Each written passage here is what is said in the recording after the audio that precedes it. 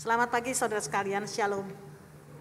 Kita bertemu kembali di ibadah hari ini karena kasih karunia daripada Tuhan. Mari saya ajak saudara sekalian untuk bersatu sejenak.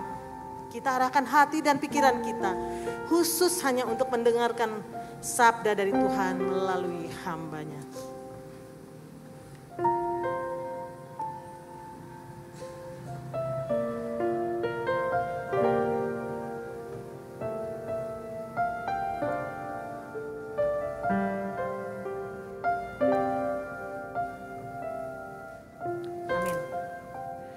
Banyak hal yang terjadi di dalam kehidupan kita, pergumulan demi pergumulan datang silih berganti. Kita seringkali hanya fokus pada pergumulan kita. Kita lupa bahkan abai terhadap hal baik yang telah Tuhan kerjakan di dalam hidup kita. Dia sudah memberikan hal yang terbaik, hal yang terutama di dalam kehidupan kita, yaitu keselamatan, kebebasan kita dari belenggu dosa dengan melalui pengorbanan di kayu salib, harga yang sangat mahal. Karena itu sudah sepatutnya dari awal setiap ibadah kita harus mengangkat hati kita memuji dan menyembah Dia. Saya ajak saudara sekalian untuk bangkit berdiri. Mazmur 105 ayat 2 berkata, bernyanyilah baginya, bermazmurlah baginya, percakapkanlah segala perbuatannya yang ajaib, karena Yesus kau sungguh baik. Yesus kau sungguh baik. Yesus namamu indah.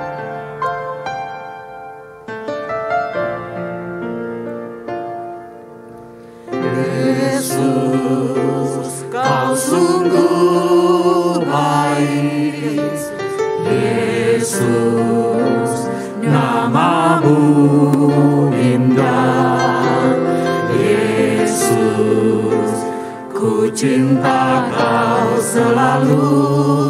Ku tinggikan, ku agungkan selamanya. Yesus, kau sungguh baik. Yesus, kau sungguh baik. Yesus, namamu indah. Yesus, ku cinta kau selalu. Ku tinggikan, ku agungkan selamanya. Ku mau memuji-Mu Tuhan. Ku mau memuji-Mu, ku selalu puji-Mu. Ku mau menyembah-Mu, ku selalu sembah-Mu. Kau yang layak terima semua pujian, kemuliaan hanya bagi Tuhan. Yesus, kau sungguh baik. Yesus, namamu indah.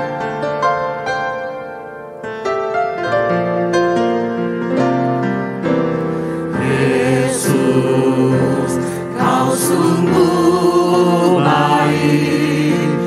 Yesus, namamu indah. Yesus, ku cinta kau selalu. Ku tinggikan, ku agungkan selamanya. Ku mau memuji-Mu Tuhan. Ku mau memuji-Mu, ku selalu puji-Mu. Ku mau menyembah-Mu, ku selalu sembah-Mu. Kau yang layak terima semua pujian, kemuliaan hanya bagi Tuhan. Ku mau memuji-Mu, ku selalu puji-Mu. Ku mau menyembah-Mu, ku selalu sembah-Mu.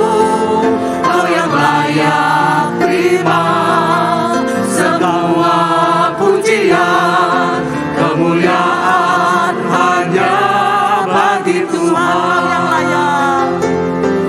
Kau yang layak terima semua pujian, kemuliaan hanya bagi Tuhan.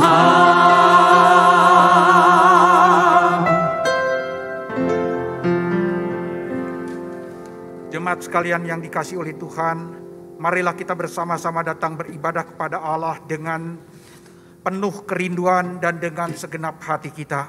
Dan marilah kita melakukan ibadah kita dengan suatu keyakinan dan pengakuan bahwa pertolongan kepada kita diberikan pada pagi hari ini di dalam ibadah kita dari awal sampai akhir hanya berasal dari Allah yang menciptakan langit dan bumi dan segala isinya, yang mana Dia setia memelihara umatnya sampai selama-lamanya.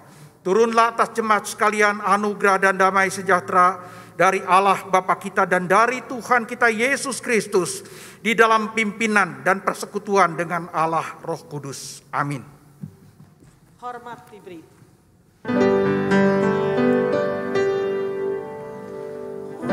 Hormat diberi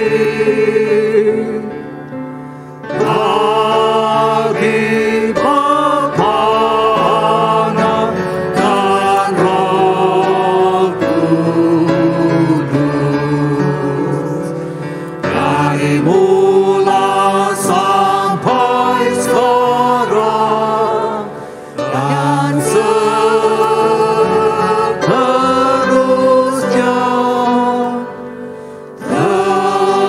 termulia. Amin. Amin. Jemaat dipersilakan duduk. Melalui pengorbanan Tuhan di kayu salib, kita dibebaskan dari dosa. Kita dijadikannya anak-anaknya. Dan Dia menyertai kita selamanya dengan memberikan kepada kita pendamping yang setia, yang senantiasa ada bersama dengan kita, yaitu Roh Kudus. Tapi kita seringkali mendukakan Roh Kudus dengan segala perbuatan kita. Hari ini kembali kita diberikan kesempatan untuk mengakui segala dosa kita di hadapannya. 2 Korintus 7 ayat 1 berbunyi, saudara-saudaraku yang kekasih, karena sekarang kita memiliki janji-janji itu, marilah kita menyucikan diri kita dari semua pencemaran jasmani dan rohani, dan dengan demikian menyempurnakan kekudusan kita dalam takut akan Tuhan. Doa pengakuan dosa akan dibawakan oleh Pendeta Antoni. Jemaat yang dikasihi Tuhan, dengan menyadari kelemahan kita dan ketidaklayakan kita, mari kita bersama-sama sebelum melanjutkan ibadah kita merendahkan hati dan diri kita di hadapan Tuhan. Kita mengaku dosa kita, kita berdoa. Bapa di dalam surga, Allah semesta langit dan bumi, Allah yang telah menjadi Bapa kami di dalam Tuhan Yesus Kristus, Allah yang telah menganugerahkan segala sesuatu yang kami butuhkan untuk bisa mengenal Engkau dan untuk hidup berlayak di hadapan Engkau. Tuhan, kami mengucapkan syukur. Hari ini pun Engkau jadikan dan Engkau anugerahkan kepada kami supaya kami bisa beribadah kepadamu, semakin mengenal Engkau di dalam persekutuan yang erat ini. Tetapi Tuhan, kami tahu bahwa kami di dalam kehidupan keseharian kami, selama kami masih mengembara di dalam dunia ini, kami hidup di dalam daging dan tubuh yang lama ini, kami seringkali lemah, kami seringkali jatuh bangun di dalam kesalahan dan segenap dosa dan kelemahan kami di hadapan Tuhan. Maka ya Tuhan, kami mengaku bahwa sebenarnya jika bukan karena perkenanan dan kasih karunia Tuhan, kami tidak berlayak untuk berada di hadirat Engkau yang Maha Kudus. Ampuni segenap dosa dan kesalahan kami Tuhan. Sucikan kami, jauhkan dari segenap kami kejahatan kami Tuhan. Perbarui batin kami, ujilah kami di hadapan Engkau, supaya kami berlayak memberikan persembahan ibadah ini kepada Engkau. Pimpinlah ya Bapa, berkati ibadah kami dari awal sampai akhir, supaya Engkau dipermuliakan, jemaat-Mu dibangun iman-Mu, diberkati oleh Tuhan sendiri. Kalau ada di antara kami yang datang hari ini di dalam segala kesulitan, permasalahan hidup, Tuhan berikan kepada kami sukacita yang memberi kekuatan kepada kami yang melampaui akal budi kami, dan berikan kepada kami pertolongan dan jalan keluar dari masalah kami. Inilah doa kami, penyerahan diri kami, persembahan kami dan pengakuan dosa kami. Di dalam nama Tuhan Yesus Juru Selamat kami yang hidup, kami berdoa. Amin. Jemaat yang dikasihi Tuhan, mari kita bersama-sama bangkit berdiri. Kita menyambut berita anugerah yang saya akan ambil dan bacakan bagi saudara-saudara sekalian yang dengan rendah hati telah mengaku segenap dosa kita di hadapan Tuhan. terambil dari surat kepada orang Ibrani, Ibrani pasal 13 ayat 20 sampai dengan ayat yang ke-21 yang berkata demikian. Ibrani 13, 20 dan 21. Maka Allah damai sejahtera yang oleh darah perjanjian yang kekal telah membawa kembali dari antara orang mati Gembala agung segala domba, yaitu Yesus Tuhan kita, kiranya memperlengkapi kamu dengan segala yang baik untuk melakukan kehendak-Nya dan mengerjakan di dalam kita apa yang berkenan kepadanya oleh Yesus Kristus. Bagi Dialah kemuliaan sampai selama-lamanya. Amin. Tuhan memberkati. Silahkan duduk kembali. Sebagai respon atas berita anugerah yang telah disampaikan kepada kita melalui firman-Nya, mari kita naikkan pujian bagi Tuhan. Tinggikan dirimu. Tinggikan Tuhan yang mengatasi langit. Kemuliaan-Mu Tuhan mengatasi bumi.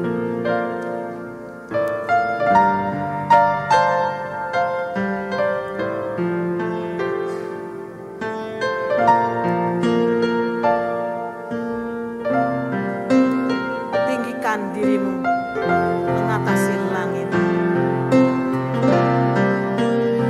Tinggikan dirimu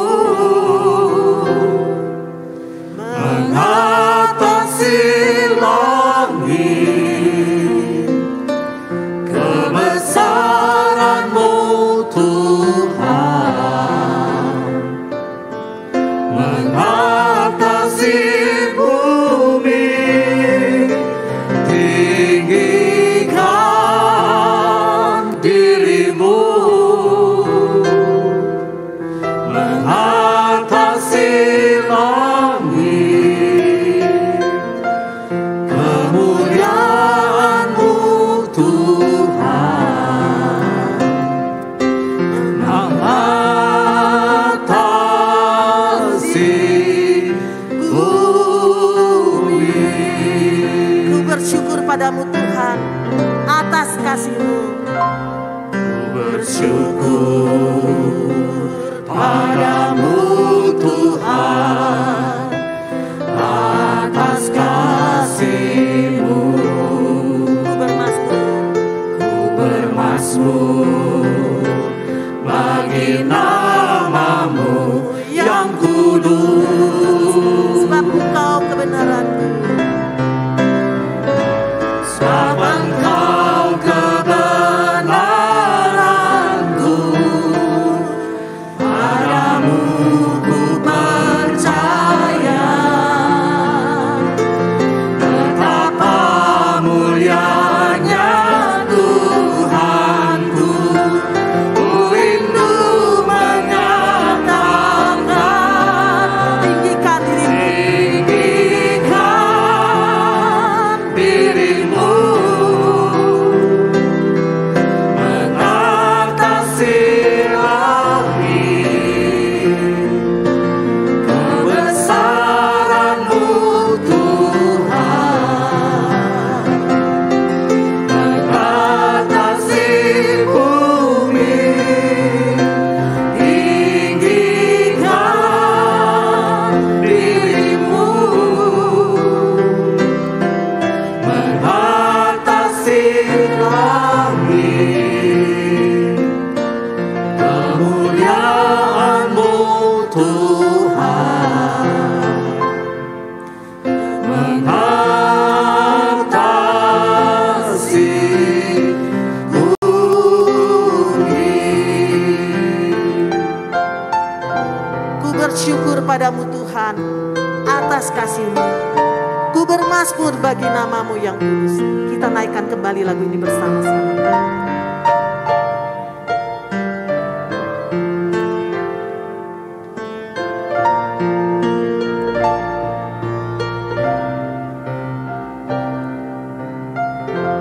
Ku bersyukur padamu Tuhan. Bersyukur padamu Tuhan atas kasih-Mu.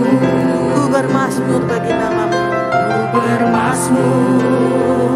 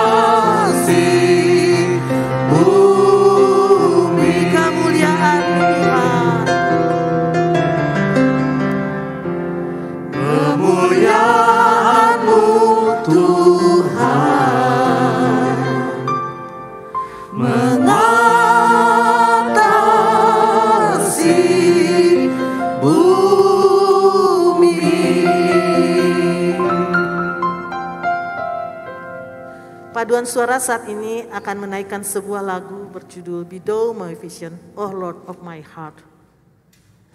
Jadilah engkau penglihatanku di hatiku, jadilah segalanya dalam hidupku.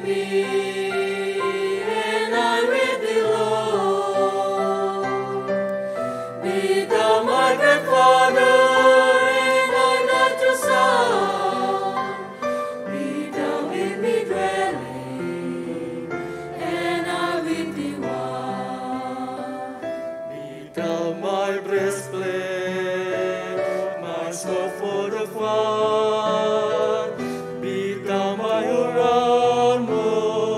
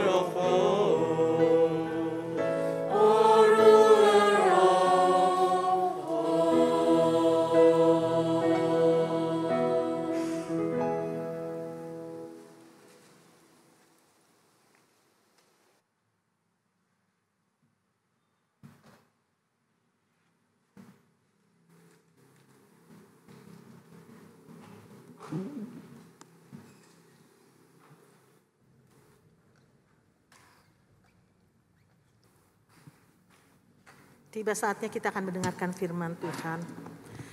Janji Tuhan bagi kita umat percaya adalah senantiasa menyertai kita dalam setiap langkah kehidupan kita. Penyertaannya adalah dengan hadirnya Roh Kudus di dalam hidup kita. Siapa dia dan apa perannya dalam hidup kita? Kita akan dengarkan sebentar lagi apa yang Tuhan Yesus ajarkan mengenai menghujat Roh Kudus. Itu adalah tema ibadah kita hari ini. Sebelumnya mari kita naikkan pujian Allah Roh Kudus.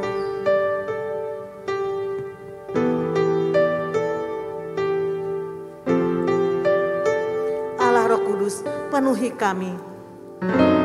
Ku rindu Kau selalu di dalam hidup.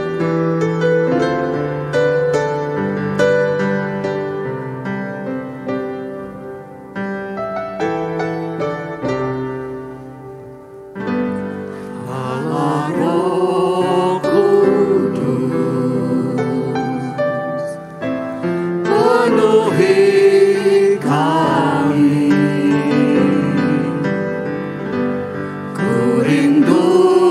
Kau selalu dalam hidupku, Allah Roh Kudus, ubah hatiku, celikanku, jamahlah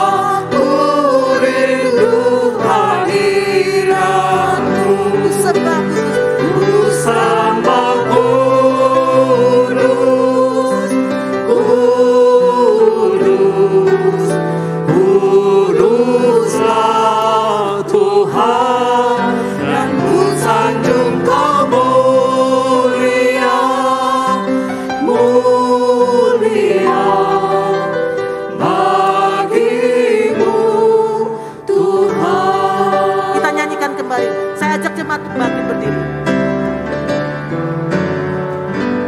Allah Roh Kudus,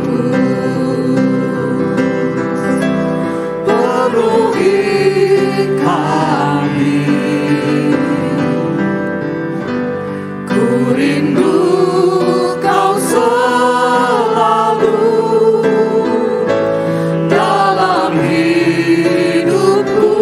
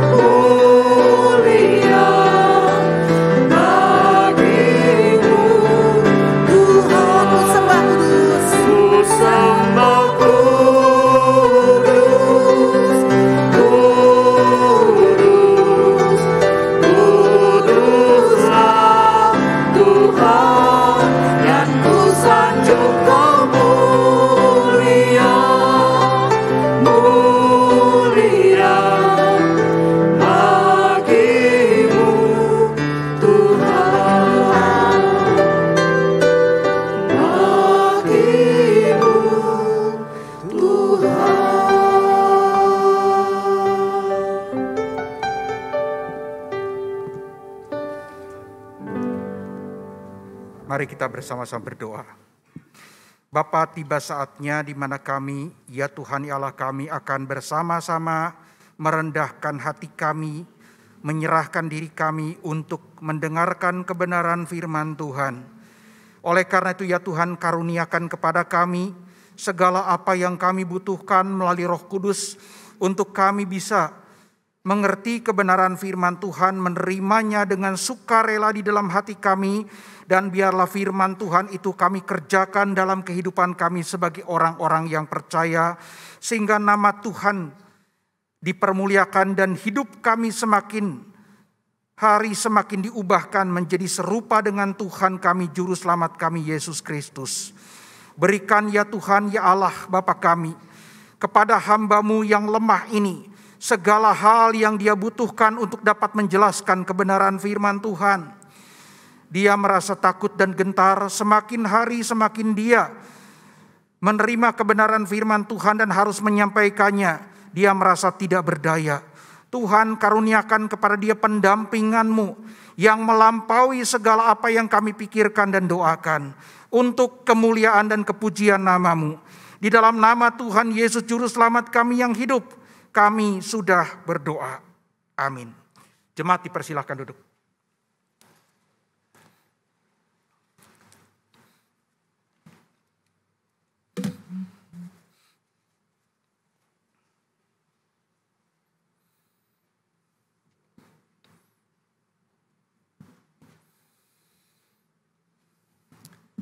Shalom jemaat sekalian yang dikasihi Tuhan.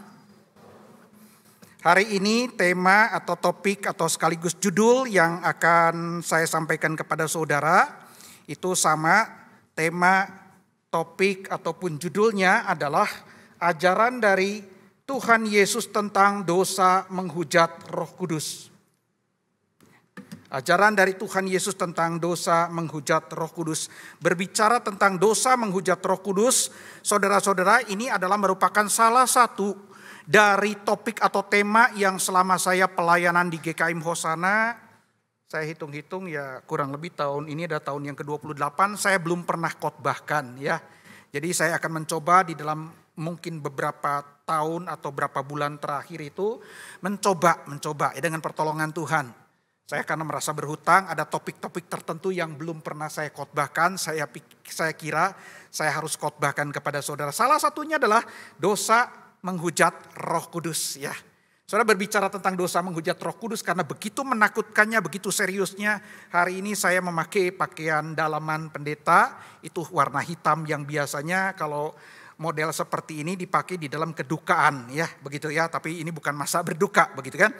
Ajaran Tuhan Yesus tentang dosa menghujat Roh Kudus, the teaching of the Lord Jesus about the blasphemy to the Holy Spirit, atau yang dikatakan sebagai dosa yang disebut sebagai the unforgivable sin, the unforgivable sin, dosa yang tidak dapat diampuni. Untuk itu saudara-saudara, mari kita membuka beberapa bagian firman Tuhan. Beberapa bagian firman Tuhan kita akan membuka yang pertama-tama Injil Matius pasal yang ke-12. Injil Matius pasal yang ke-12 ayat 22 sampai dengan ayat yang ke-32. Injil Matius pasal ke-12 ayat 22 sampai dengan ayat yang ke-32. Silakan saudara melihat Alkitab masing-masing dalam bentuk fisik ataupun dalam bentuk elektronik. Saya akan membacakan bagi saudara sekalian, firman Tuhan berkata demikian. Kemudian dibawalah kepada Yesus seorang yang kerasukan setan.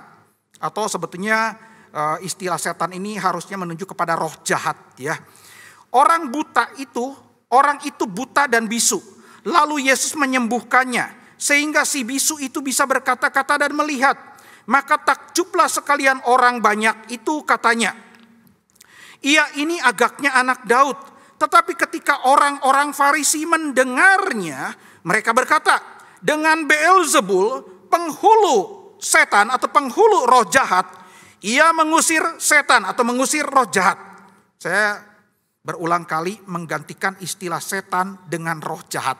Karena sebetulnya saudara-saudara, istilah nanti iblis yang dipakai di dalam teks Alkitab bahasa Indonesia, dalam bahasa Yunaninya itu satanas. Ya, the Satan. Jadi setan itu adalah iblis. Iblis itu penghulu roh jahat. Setan itu cuma satu. Ya, roh jahat banyak. Tapi di dalam bahasa Indonesia semua roh jahat dinamakan setan, begitu kan? Itu yang menjadi yang dikatanya membuat orang confused ya, bingung begitu kan. Setan itu satu, saudara, penghulu roh jahat. Ya, disebut the devil, iblis, atau juga Beelzebul, begitu ya. Setan, satanas, itu the personal name of the devil, satanas. Nama pribadi setan itu adalah satanas, ya. Tapi kalau roh jahat, evil spirits, itu begitu seperti itu ya. Oke. Dikatakan ayat 24. Tetapi ketika orang Farisi mendengarnya, mereka berkata, dengan Beelzebul, penghulu setan, ia mengusir setan. Dengan Beelzebul, penghulu roh jahat, ia mengusir roh jahat. Tetapi Yesus mengetahui pikiran mereka lalu berkata kepada mereka, setiap kerajaan yang terpecah-pecah pasti binasa. Nah, setiap kota atau rumah tangga yang terpecah-pecah tidak dapat bertahan. Demikianlah juga kalau iblis mengusir iblis, dalam bahasa Yunaninya Satanas, kalau iblis mengusir iblis, ia pun terbagi-bagi dan melawan dirinya sendiri. Bagaimanakah kerajaannya dapat bertahan? Jadi jika aku mengusir setan atau roh jahat dengan kuasa Beelzebul, dengan kuasa siapakah pengikut-pengikutmu mengusirnya? Sebab itu merekalah yang akan menjadi hakimu. Tetapi jika aku mengusir setan atau mengusir roh jahat dengan kuasa roh Allah, maka sesungguhnya kerajaan Allah sudah datang kepadamu. Atau bagaimanakah orang dapat memasuki rumah seseorang yang kuat dan merampas harta bendanya apabila tidak diikatnya dahulu orang kuat itu? Sesudah diikatnya, barulah ia dapat merampok rumah itu. Siapa tidak bersama aku, ia melawan aku. Dan siapa tidak mengumpulkan bersama dengan aku, ia mencerai-beraikan. Sebab itu aku berkata kepadamu, segala dosa dan hujat manusia akan diampuni. Tetapi hujat terhadap Roh Kudus atau penghujatan terhadap Roh Kudus tidak akan diampuni. Apabila seseorang mengucapkan sesuatu menentang anak manusia, menentang Yesus Kristus, kata menentang itu menggantikan kata menghujat, paralel dengan kata menghujat, ya. Sebab itu aku berkata kepadamu, segala dosa dan hujat manusia akan diampuni, tetapi hujat terhadap Roh Kudus tidak akan diampuni. Apabila seseorang mengucapkan sesuatu menentang anak manusia, ia akan diampuni. Tetapi jika ia menentang Roh Kudus, menghujat Roh Kudus, menentang Roh Kudus, ia tidak akan diampuni. Di dunia ini tidak, dan di dunia yang akan datang pun tidak. Bagian kedua kita membuka Injil Yohanes. Injil Yohanes pasal yang ke-16. Injil Yohanes pasal ke-16 ayat 7 sampai 10. Yohanes 16 ayat 7 sampai dengan ayat yang ke-10. Saudara-saudara kalau mempelajari dengan seksama dengan teliti dari Injil Yohanes pasal ke-14 sampai dengan pasal ke-16, Yesus itu menubuatkan dan berbicara tentang Roh Kudus sebagai roh penghibur, ya. Pasal ke-16 ayat 7 dan sampai dengan ayat 10. Firman Tuhan berkata demikian, namun benar yang kukatakan ini kepadamu adalah lebih berguna bagi kamu jika aku pergi. Sebab jikalau aku tidak pergi, penghibur itu, Roh Kudus, ya, tidak akan datang kepadamu. Tetapi jikalau aku pergi, aku akan mengutus dia kepadamu. Dan kalau ia datang, Roh Kudus datang, ia akan menginsyafkan dunia akan dosa, kebenaran, dan penghakiman. Akan dosa, karena mereka tetap tidak percaya kepadaku. Akan kebenaran, karena aku pergi kepada Bapa dan kamu tidak melihat aku lagi. Akan penghakiman, karena penguasa dunia ini, yaitu si jahat, telah dihukum. Kemudian bagian yang berikutnya kita akan membuka Kisah Para Rasul pasal yang ke-7. Kita akan melihat kepada khotbah dari Stefanus sebelum dia dihukum mati, ya. Kisah pasal yang ke-7, satu ayat saja, ayat 51. Oke. Ayat 51. Kisah pasal ke-7, Kisah Para Rasul pasal 7 ayat 51. Dia berkata demikian kepada ahli-ahli Taurat, orang-orang Farisi dan seterusnya. Hai orang-orang yang keras kepala dan yang tidak bersunat hati dan telinga, kamu selalu menentang Roh Kudus. Dia berkata begitu, ya. Kamu selalu menentang Roh Kudus.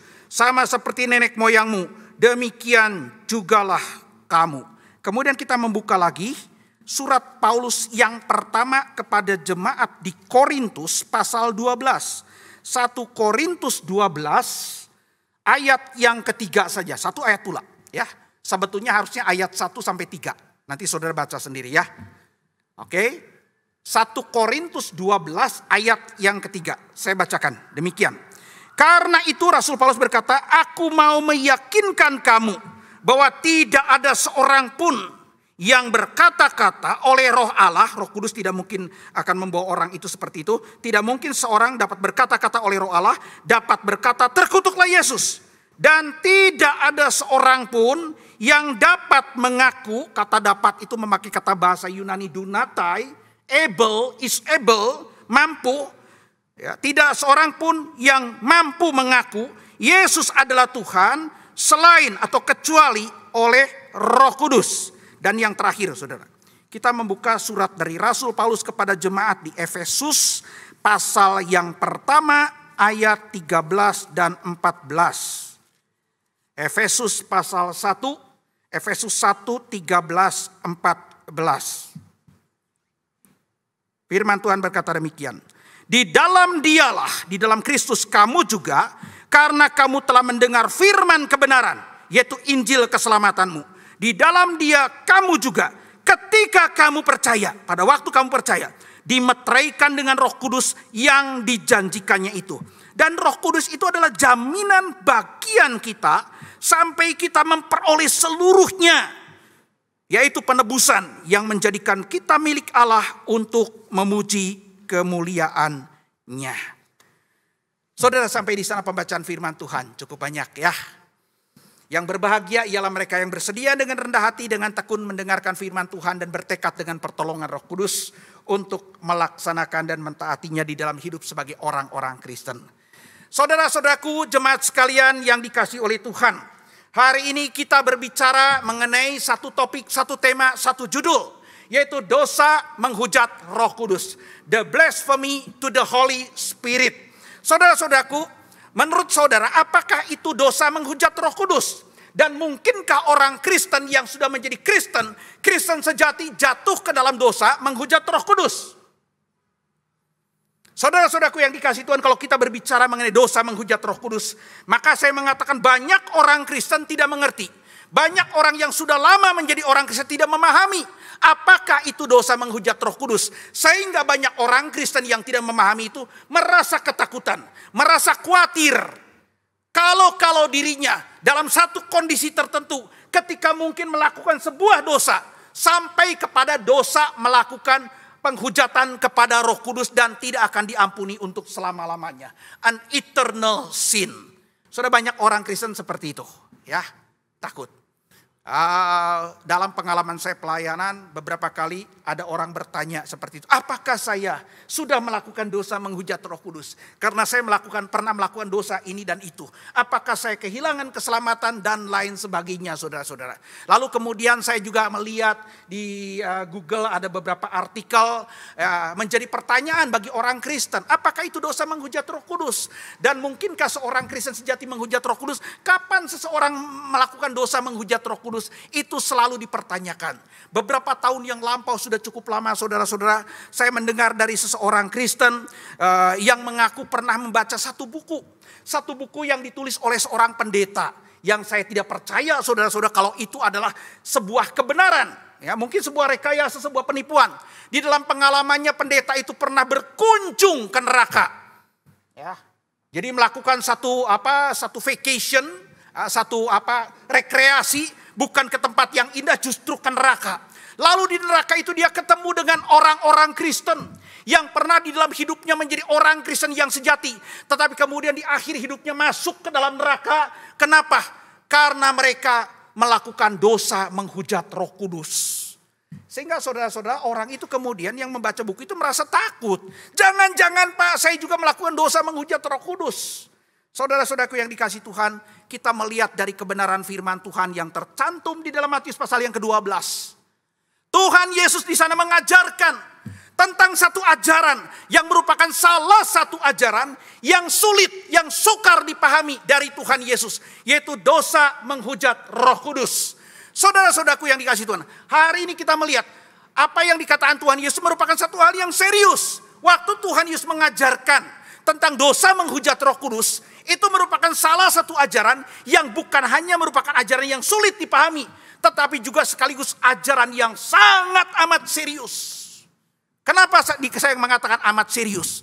Karena Tuhan Yesus mengatakan dosa itu berkenaan dengan sebuah dosa yang tidak dapat diampuni. Tidak ada pengampunan di dalam dunia ini untuk dosa itu, baik di dalam dunia ini maupun di dalam dunia yang akan datang. Kenapa? Karena sudah melakukan dosa yang disebut sebagai the unforgivable sin. Dosa yang tidak dapat diampuni, maka merupakan dosa yang sangat serius. Karena seriusnya ajaran ini saudara-saudara, berkenaan dosa yang dengan dosa yang tidak dapat diampuni, maka saya mengatakan orang-orang Kristen, kalau betul-betul dia adalah orang Kristen, harus benar-benar mengerti, harus benar-benar mempelajari, sampai kemudian memahami apakah yang dimaksudkan dengan Tuhan Yesus ajaran tentang dosa menghujat Roh Kudus. Kita harus mengertinya dengan benar, karena ajaran ini sangat serius berkenaan dengan dosa yang kekal. Kalau begitu pertanyaannya saudara hari ini, apakah saja? Hal apa saja yang harus kita pelajari sebagai orang-orang Kristen supaya kita punya pengertian yang akurat, kita punya pengertian yang benar tentang dosa menghujat Roh Kudus? Apa yang saudara dan saya harus pelajari hari ini? Maka saudara-saudara, di dalam khotbah saya pada siang hari ini, saya menguraikan khotbah saya ke dalam 3 pokok besar, ya, ke dalam 3 poin yang besar. Poin yang pertama, ya, poin yang pertama, kita berbicara mengenai penafsiran yang keliru tentang dosa menghujat Roh Kudus. Nanti pokok yang kedua, kita akan membahas pula pemahaman yang benar, penafsiran yang benar tentang dosa menghujat Roh Kudus. Dan nanti pada pokok yang ketiga, karena 3 poin besar, kita akan membahas tentang siapa saja pribadi yang telah menghujat Roh Kudus, pribadi yang dapat menghujat Roh Kudus, pribadi yang akan menghujat Roh Kudus, yang dikatakan sebagai dosa yang tidak dapat terampunkan itu. Satu persatu kita akan pelajari, dimulai dari poin yang pertama, penafsiran yang keliru tentang dosa menghujat Roh Kudus. Saudara-saudara, di dalam persiapan saya, di dalam pengalaman saya ketika membahas mengenai, mencari tahu mengenai pembahasan tentang dosa menghujat Roh Kudus, maka ada berbagai macam tafsiran. Tafsiran yang bukan benar, tetapi tafsiran yang keliru. Dan yang paling menonjol di antaranya adalah 2 tafsiran. Maka saudara, poin yang pertama saya akan membahas 2 subpoin, yaitu 2 macam, 2 jenis tafsiran yang keliru tentang dosa menghujat Roh Kudus. Tafsiran yang salah, ya. Oke. Yang pertama adalah tafsiran yang dulu, ya, pada awalnya saya juga pernah menganut tafsiran ini. Tapi seiring waktu dengan pembelajaran yang terus berlanjut, saya akhirnya meninggalkan penafsiran dan pemahaman ini. Karena menurut saya tidak alkitabiah, bertentangan dengan ajaran Alkitab, saudara-saudara. Ya, oke. Yang pertama adalah ajaran apa, saudara? Mengatakan begini, menganggap bahwa dosa menghujat Roh Kudus adalah dosa, jenis dosa yang spesifik, yang khusus hanya dilakukan oleh orang-orang Farisi pada waktu itu. Pada waktu mereka menentang Yesus, ketika Yesus menyembuhkan seseorang yang kerasukan roh jahat, yang membuatnya dia bisu dan tuli, ketika Tuhan Yesus mengusir roh jahatnya, orang itu sembuh. Lalu orang-orang Farisi mengatakan apa? Dengan kuasa Beelzebul, dengan kuasa iblis, engkau mengusir roh jahat. Jadi dosanya serius. Kenapa? Karena menurut tafsiran yang pertama yang keliru itu, bahwa di sana orang-orang Farisi telah jatuh ke dalam dosa menghujat Roh Kudus dengan menyamakan Roh Allah, Roh Kudus yang memberikan kuasa kepada Yesus dalam pelayanannya, itu dengan iblis sendiri. Menyamakan Allah, menyamakan Roh Allah dengan setan, dengan iblis. Itulah dosa menghujat Roh Kudus. Jadi menurut tafsiran yang pertama, orang-orang yang telah jatuh ke dalam dosa menghujat Roh Kudus, ya cuma orang-orang Farisi pada waktu itu. Dan tidak ada setelahnya. Saya bertanya kepada saudara-saudara, apakah benar? Apakah benar? Sengaja dengan sadar, dengan pengetahuan akan orang Farisi itu bahwa Yesus itu disertai dengan Roh Kudus, lalu kemudian mereka menyamakan Roh Kudus yang menyertai Yesus dengan iblis. Apakah begitu? Saya kira tidak, saudara-saudara. Kalau kita lihat konteksnya lebih jauh lagi, ternyata pada waktu itu bahkan dari keluarga Yesus, sanak saudaranya menganggap Yesus itu seorang yang punya masalah kejiwaan, seorang yang sakit jiwa. Seorang yang sakit jiwa yang kemudian memperagakan satu mukjizat yang bukan berasal dari kuasa Roh Allah, tapi berasal dari kuasa setan, kuasa Beelzebul, kuasa iblis. Kenapa saudara-saudara? Karena pada waktu itu orang-orang Farisi Bukan menentang Roh Kudus, tetapi mereka menentang Yesus. Mereka tidak percaya kepada pribadi Yesus. Dianggapnya lah sebagai orang yang gila. Karena pada waktu mereka mengatakan dengan kuasa Beelzebul engkau mengusir setan, mengusir roh jahat. Waktu itu Yesus belum mengatakan. Itu terjadi sebelum Yesus mengatakan aku mengusir setan. Bukan dengan kuasa Beelzebul, tapi dengan kuasa roh jahat. Tambahan lagi saudara-saudara, kalau kita perhatikan.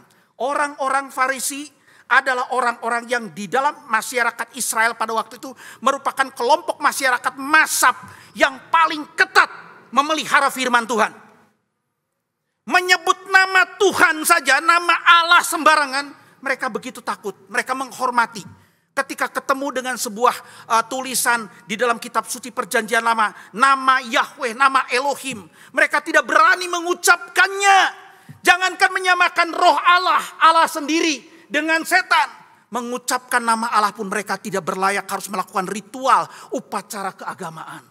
Apakah mungkin orang-orang Farisi pada waktu itu yang mereka punya pengetahuan bahwa Allah itu adalah roh. Waktu bicara roh Allah itu sama dengan bicara Allah sendiri.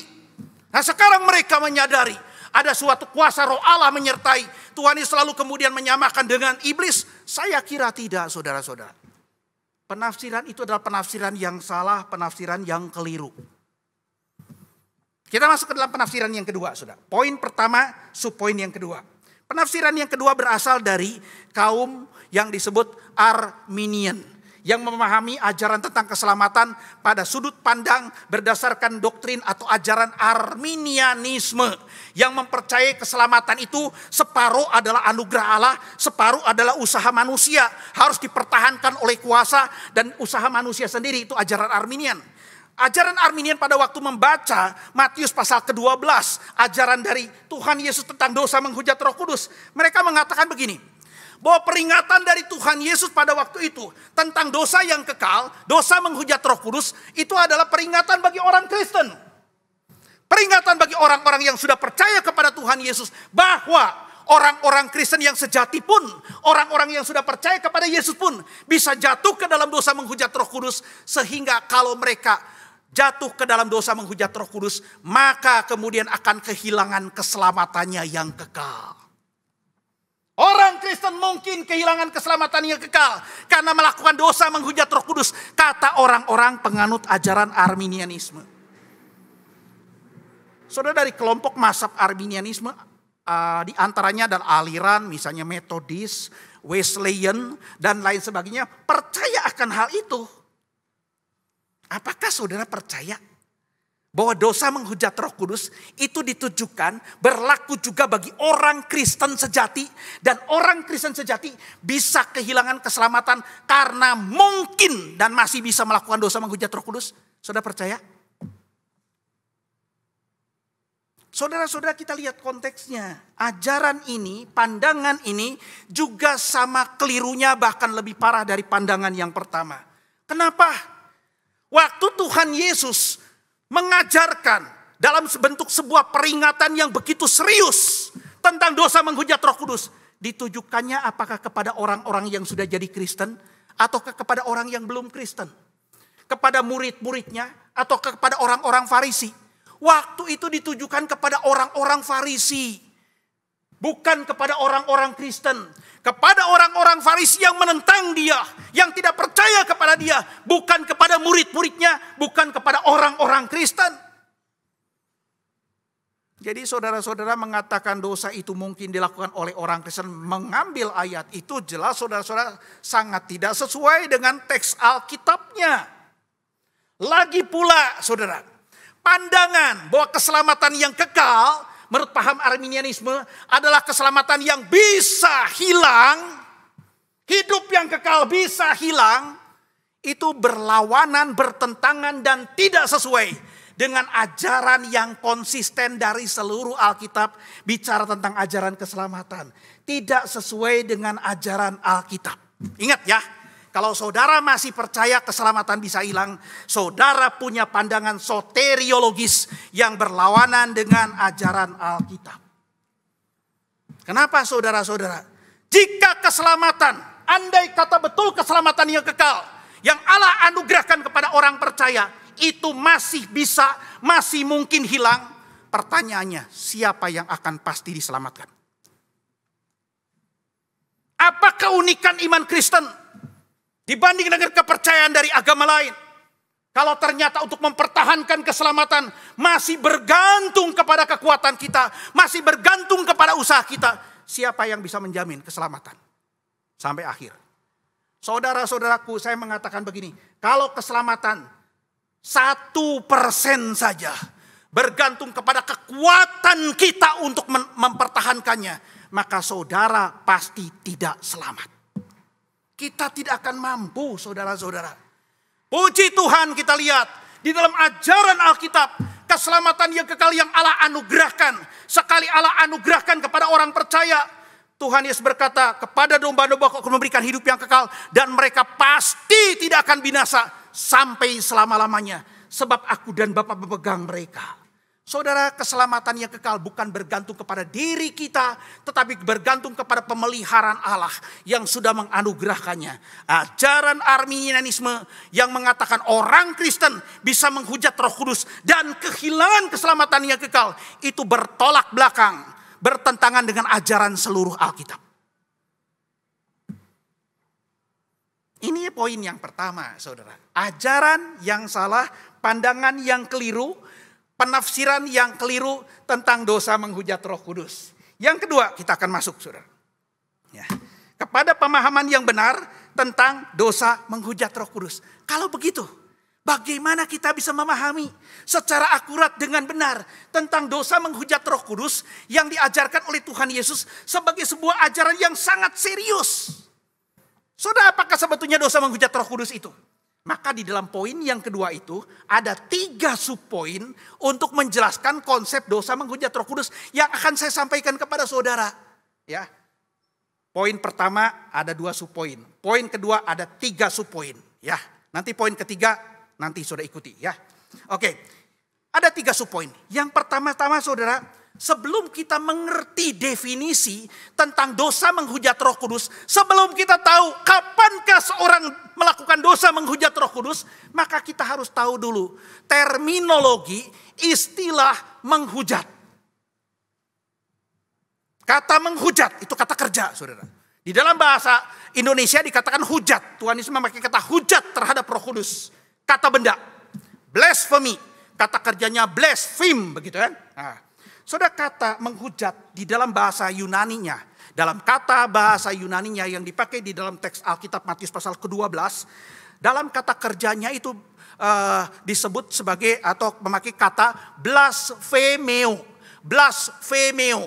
Dari kata blasphemeo ini kata kerja, menghujat. Lahirlah, muncullah istilah bahasa Inggris blaspheme. Ya, blaspheme, menghujat. Nah, kemudian saudara, dari kata blasphemeo ini lahir kemudian membentuk sebuah kata benda. Kata bendanya adalah apa, saudara? Kata bendanya adalah blasphemia. Blasphemia. Blasphemia ini, saudara, kemudian diterjemahkan ke dalam bahasa Inggris blasphemy. Ya, blasphemy. Apakah saudara cukup mengerti sampai di sini? Tentu saja tidak, saudara-saudara, ya. Itu kan baru menjelaskan tentang padanan kata, ya, sinonim kata dan lain sebagainya. Saudara-saudara, baik blasphemia maupun blasphemeo itu berasal dari 2 kata Yunani lain yang digabungkan. Kata Yunani apa, saudara? Kata Yunani blapto. Blapto artinya to injure, melukai, menyakiti, untuk melukai. Dan kata feme, blapto, feme, maka kemudian melahirkan kata blasphemeo, blasphemia, blapto, feme, blapto, to injure, feme apa, saudara? Speech. Jadi secara harfiahnya dari bahasa Yunani, saudara-saudara, kata menghujat adalah apa? An injurious speech.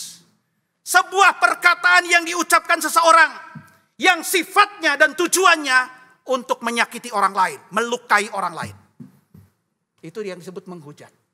Kalau begitu, saudara-saudara, apa yang diartikan dengan menghujat secara luas?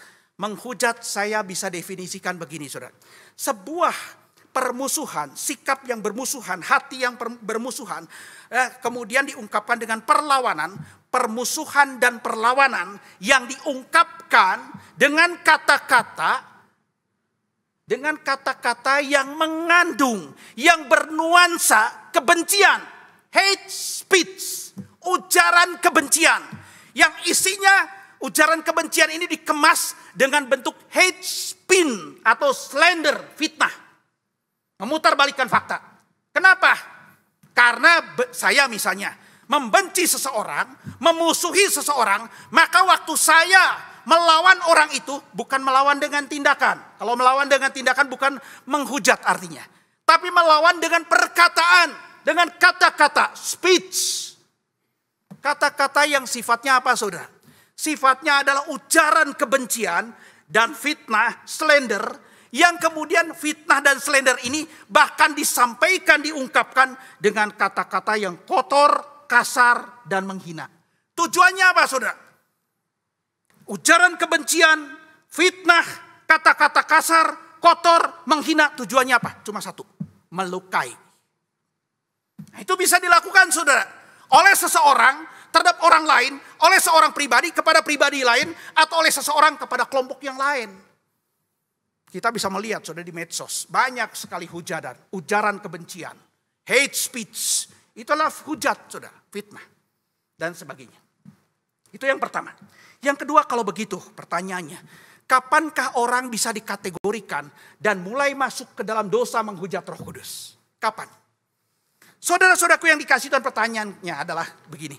Apakah orang-orang Farisi yang pada waktu itu menghujat anak manusia, menentang Yesus Kristus, dan Tuhan Yesus memberikan peringatan tentang dosa menghujat Roh Kudus, mereka sudah melakukan dosa menghujat Roh Kudus atau belum pada waktu itu? Sudah belum? Belum. Tuhan Yesus memperingatkan mereka baru dalam tahap menentang dan menghujat anak manusia dalam kemanusiaannya. Tapi Tuhan Yesus memperingatkan, oke, kalau sekarang engkau menghujat saya, menentang saya, masih bisa diampuni. Tapi kalau engkau sudah menghujat Roh Kudus, tidak akan diampuni. Jadi waktu itu mereka belum, nanti kemudian mereka iya melakukan, saudara. Ya, kapan itu? Jadi begini, saudara-saudara, ya.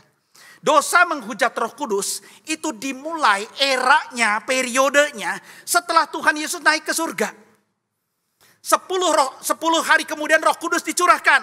Roh Kudus diutus. Roh Kudus datang ke dalam dunia ini. Barulah di situ masuk ke dalam era menghujat Roh Kudus kalau orang yang tidak percaya menentang Yesus. Kenapa demikian, saudara? Begini ceritanya, ya. Jadi pada waktu sebelum Yesus selesai mengerjakan karya penebusan dengan kematian dan diteguhkan dengan kebangkitannya, maka segala bangsa itu berada di dalam kuasa kegelapan. Berada di dalam kuasa iblis. Iblis menyesatkan segala bangsa. Tapi pada waktu Yesus selesai mengerjakan karya penebusan yang ditegaskan dengan kematian dan dikonfirmasi dengan kebangkitannya, maka kuasa iblis itu dihancurkan oleh Tuhan Yesus. Sehingga dia tidak lagi mampu menyesatkan bangsa-bangsa. Ini digambarkan di dalam Wahyu pasal yang ke-20. Ayat 1 sampai dengan ayat yang ketiga. Dikatakan pada masa milenium itu, dalam masa 1000 tahun itu, saudara-saudara. Kemudian iblis itu diikat, dibelenggu. Sehingga dikatakan untuk masa 1000 tahun itu, dia tidak mampu lagi menyesatkan bangsa-bangsa. Saudara-saudaraku yang dikasih Tuhan, ini menjelaskan ilustrasi yang dipakai oleh Tuhan Yesus dalam Matius pasal ke-22. Dikatakan oleh Tuhan Yesus, bagaimana mungkin kita bisa memasuki rumah seorang yang kuat. Seorang yang kuat kalau tidak mengalahkan dia terlebih dahulu dan kemudian mengikat dia, lalu kita bisa menjarah rumahnya. Tidak mungkin. Orang yang kuat ini itu menunjuk menjadi sebuah kiasan bagi sang iblis. Yang sebelum masa karya penebusan dikerjakan, dia menyesatkan bangsa-bangsa. Dalam masa itu, ketika karya penebusan yang menghancurkan kuasa iblis belum terjadi, maka setiap bangsa tidak akan tahu Injil. Tidak akan pernah mendengar berita keselamatan. Sekalipun mendengar, mereka tidak akan mengerti. Disesatkan oleh kuasa kegelapan. Jadi eranya belum ada, saudara-saudara. Tapi pada waktu kemudian Tuhan Yesus mengerjakan karya penebusan, maka kuasa iblis dihancurkan. Iblis kemudian untuk sementara waktu dalam masa milenium itu masa di antara dua kedatangan Kristus. Kedatangan pertama yang ditegaskan, diteguhkan, dimulai dengan karya penebusannya, nanti kemudian akan diakhiri dengan kedatangan yang kedua. Itulah masa 1000 tahun itu, saudara. Dalam masa 1000 tahun ini, iblis sudah dikalahkan dan dibelenggu, ditahan sementara. Sehingga saudara kemudian dikatakan apa? Roh Kudus pada masa itu. Bukan hanya iblis sudah dikalahkan, tapi Roh Kudus kemudian diutus oleh Yesus. Dan kalau dia datang, Yohanes pasal yang ke-16 ayat yang ke-7. Kalau ia datang, dia akan menginsyafkan dunia. Akan dosanya, akan kebenaran, akan penghakiman. Artinya apa, saudara-saudara? Di sana bahasa Indonesia menerjemahkan menginsyafkan. Kalau menginsyafkan terlalu kuat, saudara-saudara. Menginsyafkan artinya apa? Sampai membuat orang insyaf sadar bertobat. Tapi sebetulnya tidak seperti itu. Di dalam bahasa Yunaninya, diterjemahkan dalam Alkitab bahasa Inggris ada He will expose to the world.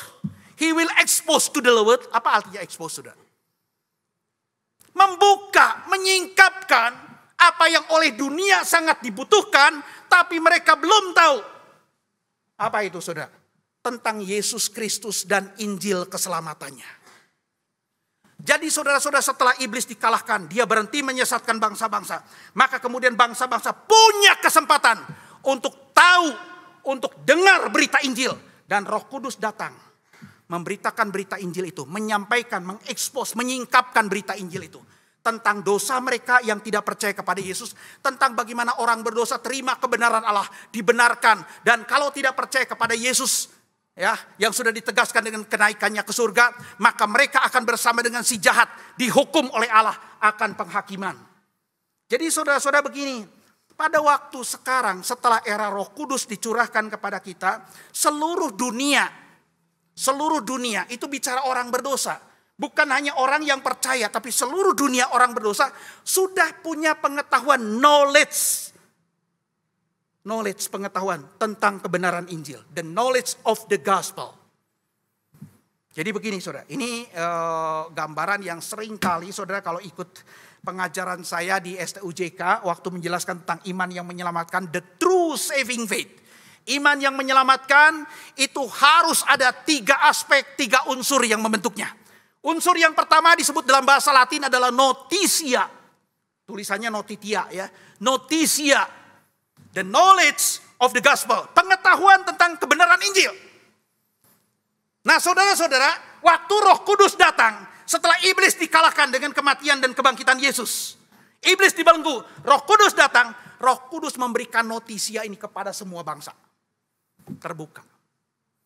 Tahu Injil. Tetapi saudara-saudara kita lihat, hanya kaum pilihan Allah yang akan sampai bukan hanya kepada notisia saja, tapi sampai kepada belief, percaya, asensus di situ, ya percaya dan kemudian mempercayakan diri, fidusia, baru mereka kemudian selamat. Saudara-saudaraku yang dikasihi Tuhan, bukan hanya orang berdosa yang tahu kebenaran Injil. Bahkan kalau kita melihat Yakobus pasal 2 ayat yang ke-19 dikatakan apa? Roh-roh jahat pun, even demons know it. Know it. Even demon know it. Bahkan roh-roh jahat pun tahu akan kebenaran Injil. Tapi apakah mereka akan kemudian percaya? Tidak. Apakah mereka akan menyerahkan diri kepada Yesus untuk ditebus? Tidak juga, saudara. Saudara, Alkitab mengatakan, kalau sampai pada tahap notisia, maka orang tahu. Dan kita lihat sudah di dalam dunia ini, betul. Banyak orang di luar sana, bukan Kristen, hari-hari ini, saudara cek. Orang yang tidak percaya, ternyata tahu rumusan dan apa yang dipercayai oleh orang-orang Kristen. Tentang Injil, tentang Yesus. Tahu. Mereka bisa menggambarkan, bisa merumuskannya. Oh Yesus, pribadi manusia, pribadi nabi, yang dipercayai oleh orang Kristen sebagai Tuhan dan Juru Selamat. Mereka tahu. Oh orang Kristen tahu untuk bisa mendapatkan keselamatan yang kekal. Harus percaya kepada Yesus. Tahu. Tahu mereka punya notisia karena Roh Kudus sudah mengekspos. Pertanyaannya, apakah mereka percaya? Tidak percaya. Alkitab mengatakan, kalau punya notisia saja, walaupun mengerti rumusannya, tahu rumusannya, itu disebut belum mengerti. Tapi kalau sudah tahap notisia disertai dengan asensus, dikonfirmasi dengan fidusia, itulah bahasa Injil mengatakan suni emi, understand, mengerti.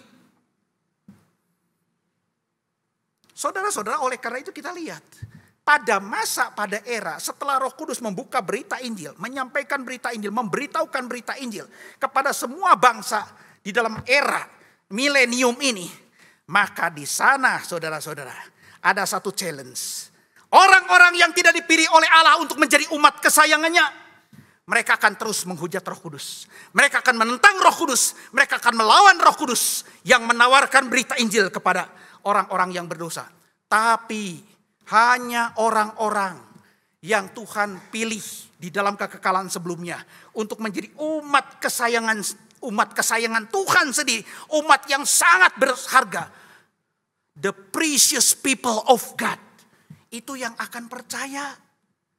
Maka saya selalu mengatakan ya di STUJK, pemberitaan Injil itu harus disampaikan terus-menerus, dan berita Injil disampaikan tidak pernah ada gagalnya. Saudara kaget ya. Wah Pak, enggak semua kan pada waktu diberitakan Injil tidak semua orang percaya. Ya, saya mengatakan, kalau saudara mengukur keberhasilan pemberitaan Injil dari pertobatan orang, dari sambutan orang untuk percaya, ya tidak selalu disambut percaya. Tapi Injil tidak akan pernah gagal mengerjakan maksud Tuhan. Kalau Injil yang disampaikan ketemu dengan kaum pilihan Allah, akan membawa orang itu kepada keselamatan, akan menyelamatkan. Tapi begitu dengan ketemu dengan orang yang disebut the reprobated people, orang yang tidak diselamatkan, tidak dipilih oleh Allah, maka kemudian Injil itu akan menghukum mereka. Selalu saudara, Injil itu punya dua sisi. Ketemu dengan kaum pilihan menyelamatkan, ketemu dengan orang yang tidak dipilih menghukum mereka. Tuhan Yesus berkata di dalam Yohanes pasal ke-12 ayat 48, barang siapa menolak perkataanku, firmanku yang kusampaikan kepada dia, maka bukan aku nanti pada hari terakhir akan menjadi hakimnya, tapi firman yang kukatakan kepada dia, itulah yang akan menjadi hakimnya, akan menghukum. Injil selalu berhasil. Saudara, kalau begitu, kalau sudah tahu kan apa itu definisi menghujat, periode kapan kemudian orang bisa jatuh ke dalam penghujatan, kemudian pertanyaannya, kalau begitu definisi lengkap menghujat Roh Kudus itu apa? Saudara-saudara, saya mengatakan begini, dosa menghujat Roh Kudus adalah sebuah permusuhan, sebuah perlawanan yang terus-menerus. Ya, bukan sekali aja. Terus-menerus dilakukan untuk apa? Melawan Yesus, menentang Yesus, melawan untuk tidak percaya, yang mana permusuhan dan penentangan itu disampaikan dengan bentuk apa?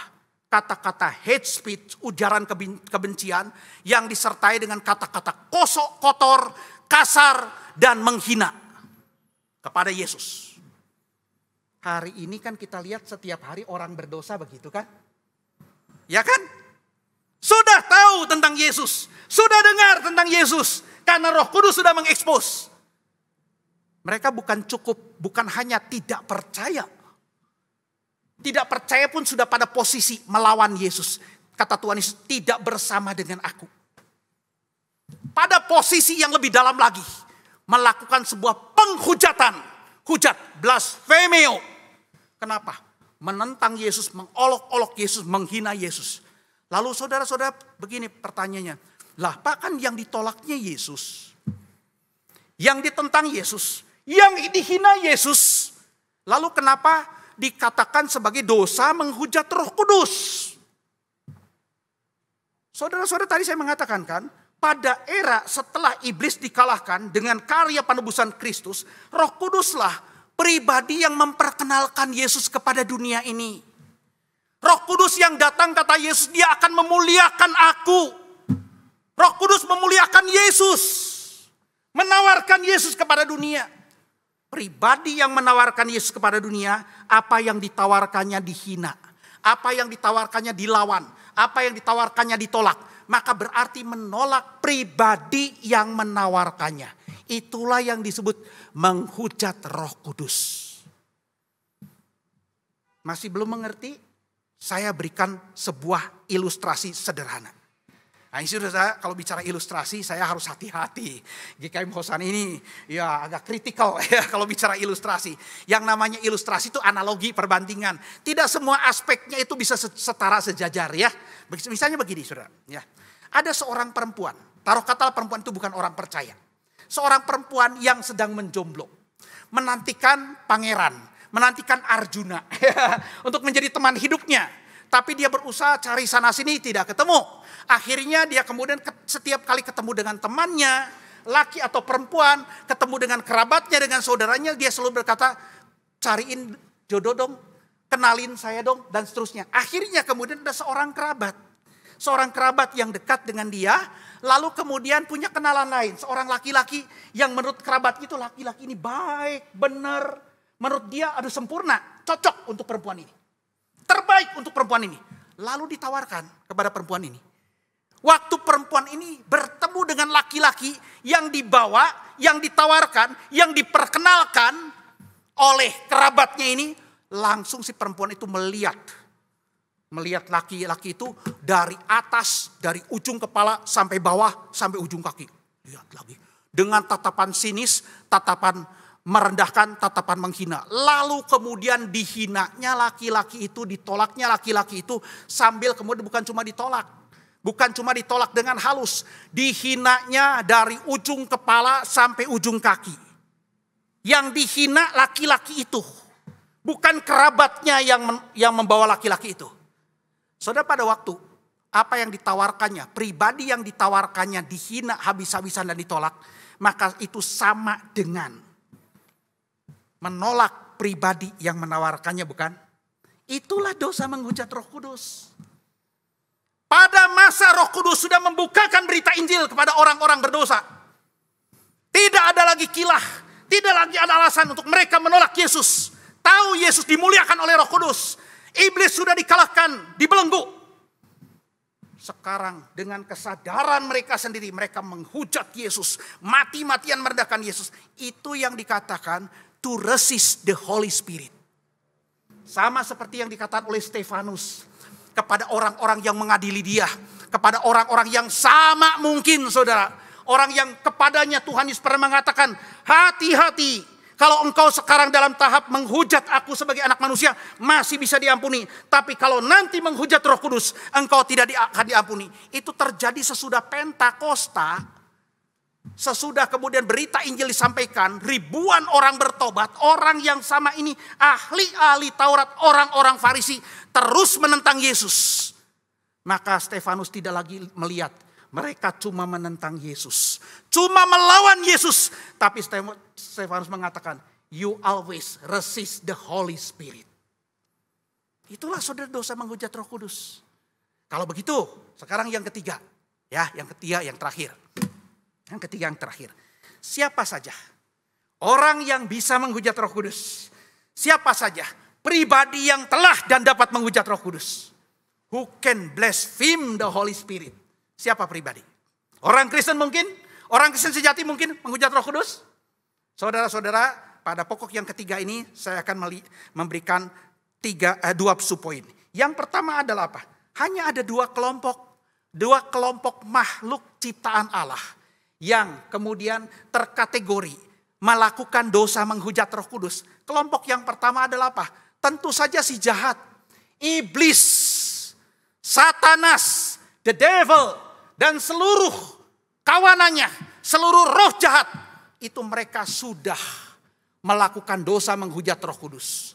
Dan terus menerus melakukan dosa menghujat Roh Kudus. Sampai mereka dilemparkan untuk selama-lamanya ke dalam lautan api.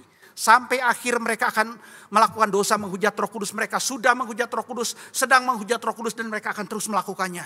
Sampai dengan akhir. Mereka roh-roh jahat, iblis roh-roh jahat sudah punya notisia, tahu pengetahuan tentang Yesus.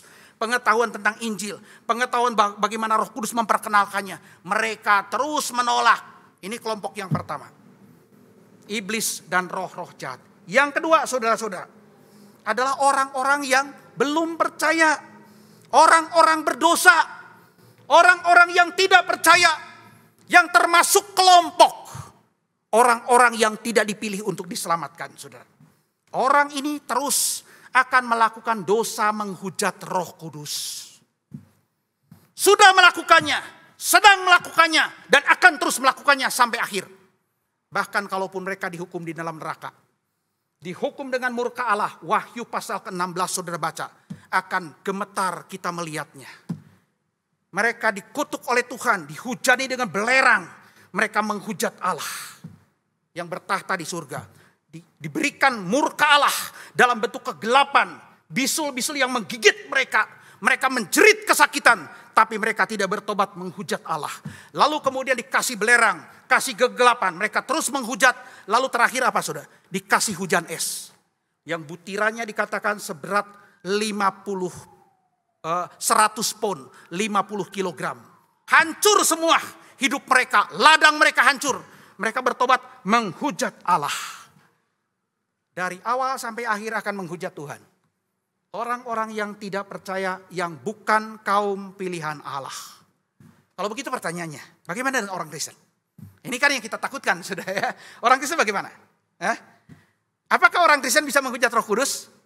Saya mengatakan saudara-saudara, berdasarkan kebenaran firman Tuhan, orang Kristen sejati yang sudah bertobat, yang sudah dilahirkan kembali bertobat dan percaya kepada Yesus, sudah lewat dari dosa menghujat Roh Kudus. Sudah terhindar dari dosa menghujat Roh Kudus dan tidak mungkin akan melakukan dosa menghujat Roh Kudus sampai akhir.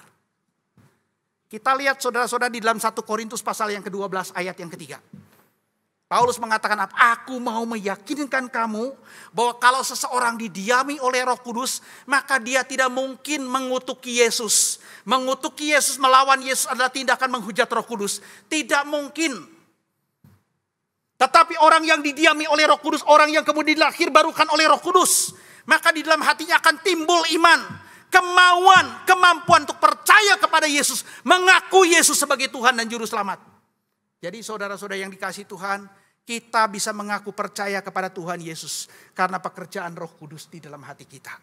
Roh Kudus yang membuat kita percaya. Roh Kudus yang memampukan kita percaya terima Tuhan Yesus. Roh Kudus itu yang akan jaga sampai akhir menjadi meterai keselamatan, meterai penebusan sampai kepada akhirnya. Supaya kemudian kita tidak pernah kehilangan keselamatan kita. Efesus pasal 1 ayat 13-14 menjelaskan. Waktu kita percaya karena Roh Kudus. Begitu kita percaya, Roh Kudus menjadi meterai di dalam hati kita. Meterai jaminan keselamatan kita. Maka keselamatan tidak akan pernah bisa hilang.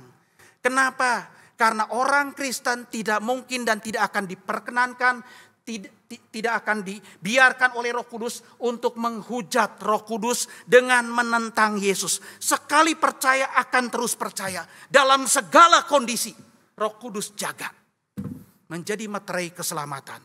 Saudara-saudaraku, kalau begitu apakah orang Kristen masih bisa melakukan dosa terhadap Roh Kudus yang lain? Bisa.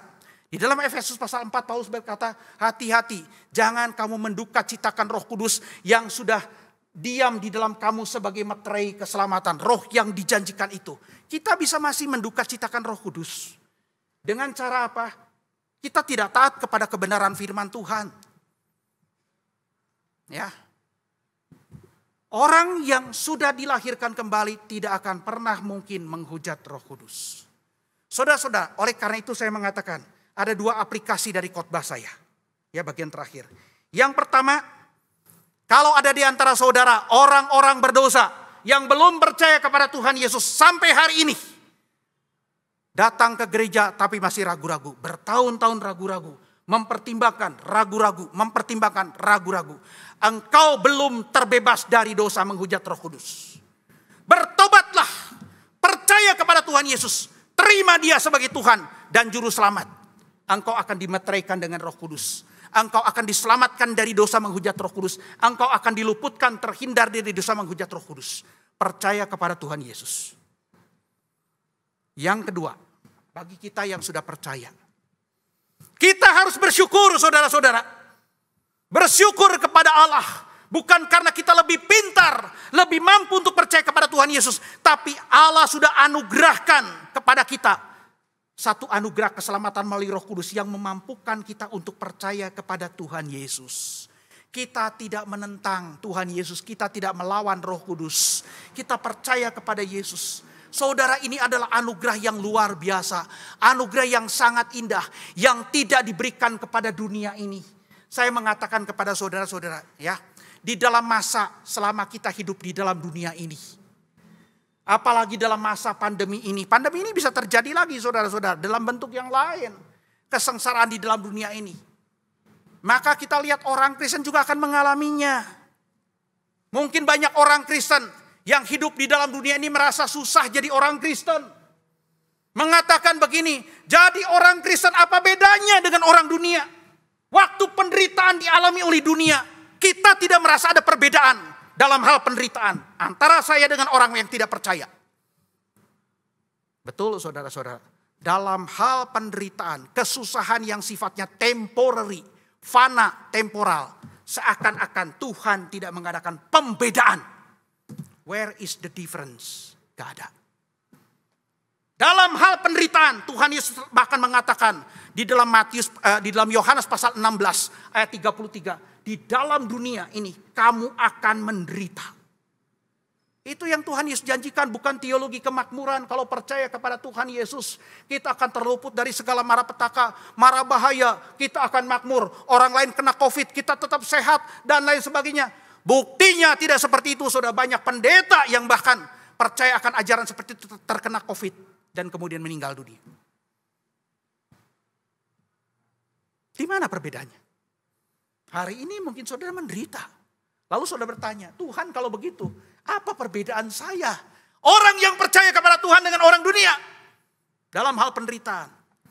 Saya mengatakan saudara-saudara, memang Allah tidak menjanjikan ada perbedaan dalam penderitaan. Allah tidak membuat pembedaan dalam penderitaan. Selama saudara-saudara masih hidup di dalam dunia ini. Dunia yang sudah jatuh, the fallen world. Dunia yang sudah terkutuk ini saudara. Saudara akan terima konsekuensi. Mengalami kesusahan yang tidak membedakan dengan saudara. Dengan orang yang tidak percaya. Tetapi puji Tuhan. Dalam hal yang temporary. Dalam hal yang temporal. Dalam hal penderitaan. Kita boleh tidak berbeda dengan dunia. Tapi dalam hal yang kekal. Tuhan menganugerahkan pembedaan. Tuhan karuniakan kepada kita anugerah memampukan saudara dan saya. Terima Tuhan Yesus. Jikalau bukan karena Roh Kudus, tidak seorang pun dapat mengaku Yesus adalah Tuhan. Itu diberikan. Anugerah yang kekal. Yang membedakan kita dengan orang dunia.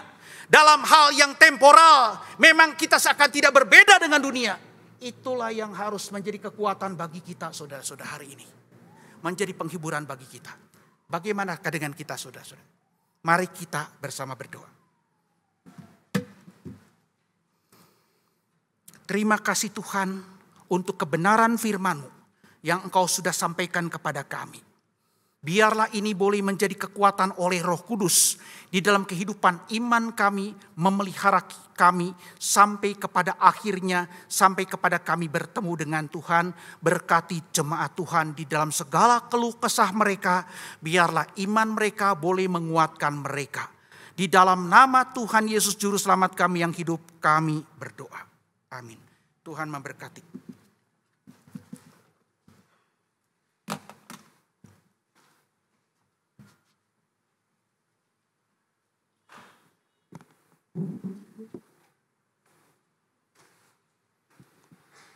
Sebagai respon atas firman Tuhan yang disampaikan, saya ajak saudara sekalian untuk bangkit berdiri.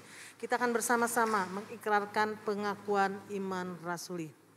Pengakuan iman rasuli berbunyi, aku percaya kepada Allah, Bapa yang Maha Kuasa, Khalik langit dan bumi, dan kepada Yesus Kristus anak yang tunggal Tuhan kita, yang dikandung dari Roh Kudus, lahir dari anak darah Maria, yang menderita sengsara di bawah pemerintahan Pontius Pilatus, disalibkan, mati dan dikuburkan, turun ke dalam kerajaan maut. Pada hari yang ketiga, bangkit pula dari antara orang mati, naik ke sorga, duduk di sebelah kanan Allah, Bapa yang Maha Kuasa, dan dari sana ia akan datang untuk menghakimi orang yang hidup dan yang mati.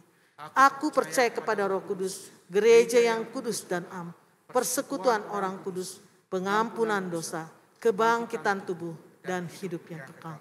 Amin. Persilakan duduk kembali.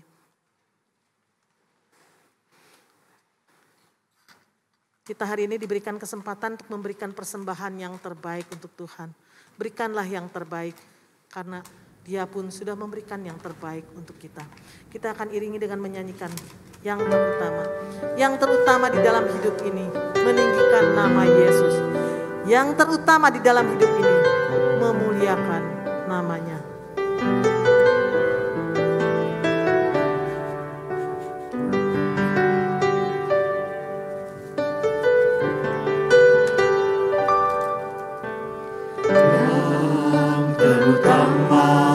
Di dalam hidup ini, meninggikan nama Yesus.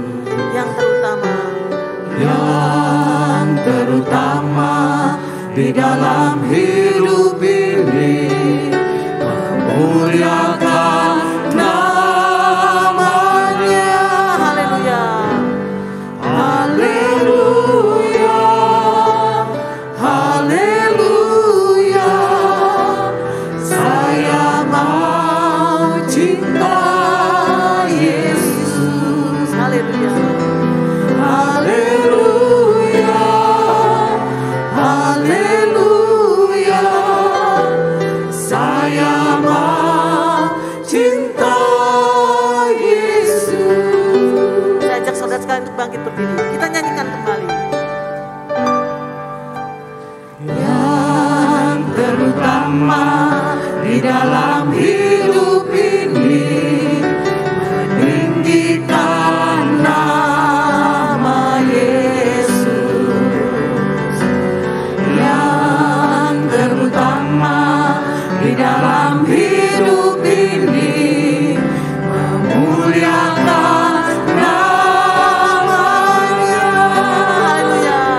Haleluya. Haleluya, saya mau cinta Yesus. Haleluya. Haleluya,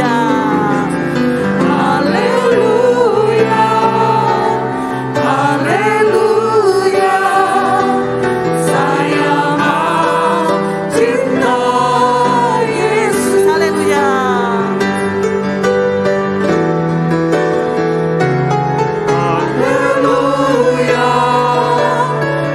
haleluya, saya mau cinta Yesus.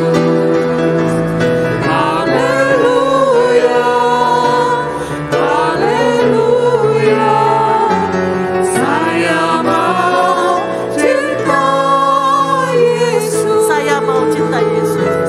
Saya mau cinta Yesus.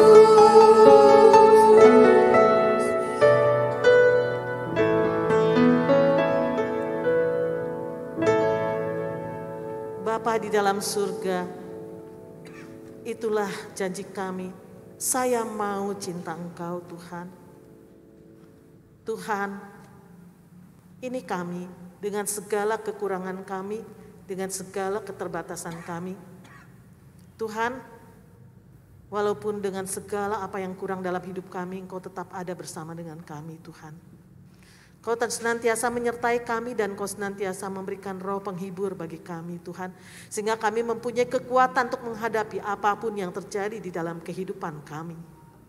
Dan kami mengucap syukur Tuhan untuk segala berkat yang senantiasa Kau berikan bagi kami. Kau cukupkan di dalam kehidupan kami Tuhan. Terima kasih Tuhan. Penyertaan-Mu senantiasa ada di dalam kehidupan kami. Terima kasih Tuhan. Sekali lagi terima kasih. Dan kami ingin belajar Tuhan untuk memberikan sebagian daripada apa yang Kau berikan bagi kami Tuhan. Terimalah ini Bapa. Layakanlah di hadapan Engkau Tuhan. Berikan kepada kami hati yang tulus dan jujur di hadapan Engkau. Terima kasih Tuhan. Hanya dalam nama Yesus Kristus kami berdoa dan mengucap syukur. Amin. Hari ini kita akan membawakan doa syafaat, kita akan mengucapkan doa syafaat. Kita berdoa untuk rencana pemerintah Indonesia yang akan memberlakukan status pandemi COVID-19 menjadi endemi dengan segala pergumulan dan tantangan yang akan dihadapi ke depannya. Kita akan doakan bersama-sama. Mari kita buka suara. Bapa di dalam surga, kami ingin berdoa kembali Bapa dan menyerahkan bagi para aparat pemerintahan Indonesia ke dalam tangan-Mu Bapa. Tuhan, di mana mereka mempunyai wacana untuk merubah pandemi COVID-19 ini menjadi endemi Tuhan. Tuhan, Kau mengetahui apa yang kami hadapi Bapa. Tapi kami percaya akan segala yang Kau lakukan bagi kami dan terjadi di dalam kehidupan kami. Itu adalah atas perkenan-Mu. Dan semuanya akan berakhir baik adanya Tuhan. Tuhan, biarlah Engkau akan pimpin para pejabat supaya mereka boleh diberikan hikmat, akal budi bijaksana Tuhan. Di dalam melakukan segala keputusan Tuhan. Sehingga mereka boleh memberikan keputusan yang terbaik Bapa. Tuhan berikan kepada mereka juga Bapa takut akan Engkau. Sehingga mereka boleh berjalan dengan benar di hadapan Engkau. Terima kasih Tuhan. Hanya dalam nama Yesus Kristus kami berdoa dan mengucap syukur. Amin. Segala kemuliaan kita kembalikan kepadanya. Puji Allah Bapa Putra.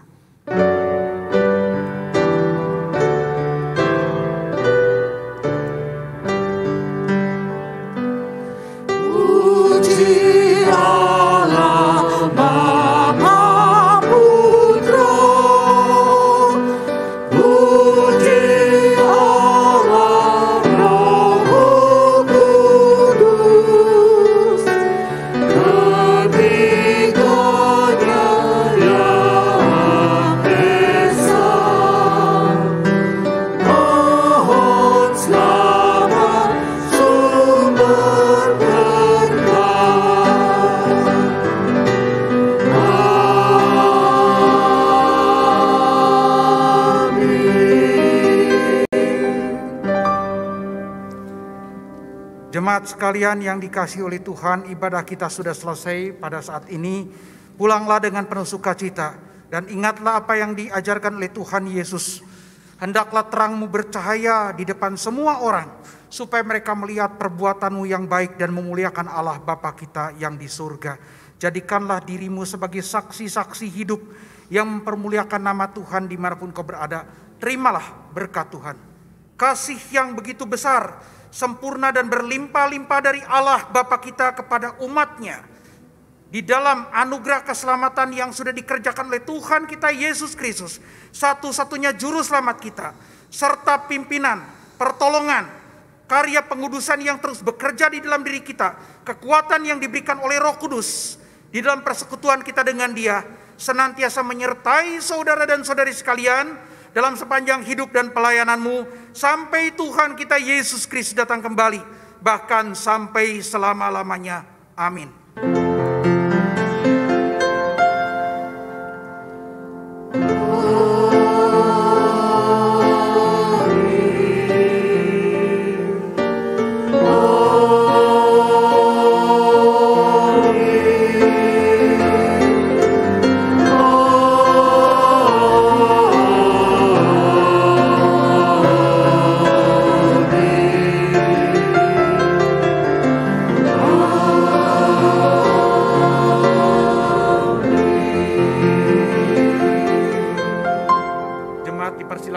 Memasuki saat teduh. Tuhan memberkati.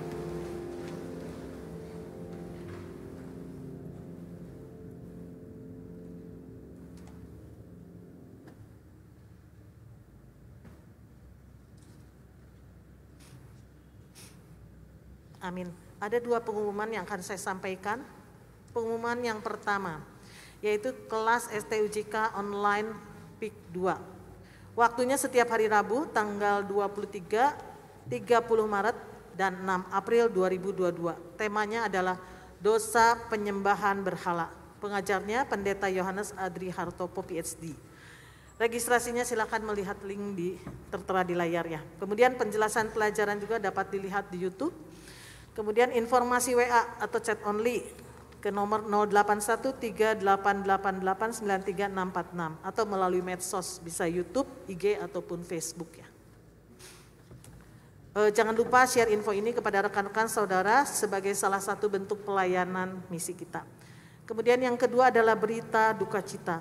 Telah berpulang ke rumah Bapa di surga, Bapak Chia Teng Hong, umur 95 tahun pada hari Senin tanggal 14 Maret 2022. Beliau adalah papa dari Ibu Anggi dan papa mertua dari Bapak Ade Herianto Sudarma. Almarhum telah dikremasikan di Palembang pada tanggal 16 Maret 2022. Segenap hamba Tuhan, majelis dan jemaat GKM Hosana mengucapkan turut berduka cita. Kiranya Tuhan memberikan kekuatan dan penghiburan kepada keluarga yang ditinggalkan. Demikian pengumuman, kebaktian selesai. Tuhan memberkati, sampai ketemu di minggu yang akan datang.